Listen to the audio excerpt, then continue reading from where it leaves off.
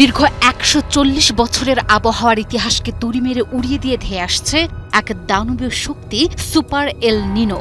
বিশ্বজুড়ে জলবায়ু পরিবর্তনের যে সতর্কবার্তা বিজ্ঞানীরা এতদিন দিয়ে আসছিলেন, তাকে কয়েক ধাপ ছাড়িয়ে এক চরম ও অসহনীয় উষ্ণতার মুখোমুখি হতে যাচ্ছে পৃথিবী।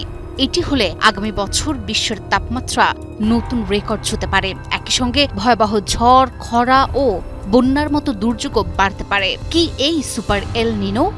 বাংলাদেশে কি প্রভাব ফেলবে এটি? সমুদ্র আর বায়ুমণ্ডল একে অপরের পরিপূরক। এই দুয়ের এক জটিল সমীকরণের নাম এল নিনো।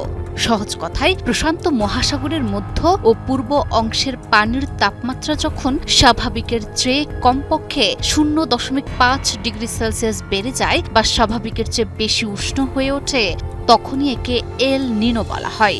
তাপমাত্রা যদি স্বাভাবিকের চেয়ে 2 ডিগ্রির বেশি বাড়ে, তবে তাকে বলা হয় সুপার এল নিনো।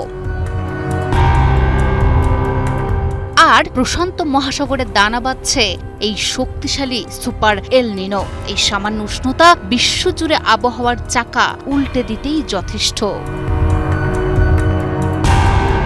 মার্কিন জাতীয় আবহাওয়া সংস্থা বলছে, সাধারণত 3 থেকে 7 বছর পর পর এই পরিবর্তন ঘটে। তবে এবারের প্রেক্ষাপট ভিন্ন। এবছর গ্রীষ্মে আবহাওয়ার এক চরম রূপ দেখতে পারে বিশ্ব।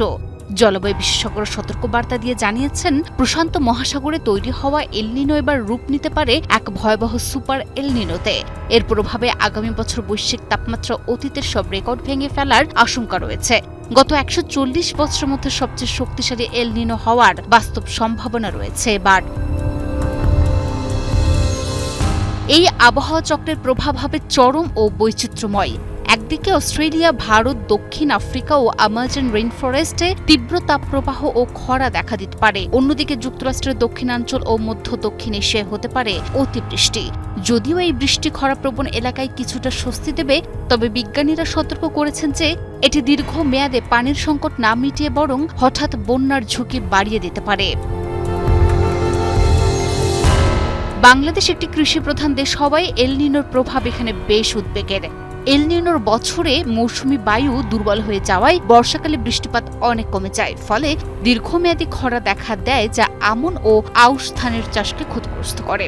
শীতকালে স্বাভাবিকের চেয়ে তাপমাত্রা বেশি থাকে এবং গ্রীষ্মকালে দেখা দেয় দীর্ঘমেয়াদী ও তীব্র হিটওয়েভ বা তাপপ্রবাহ।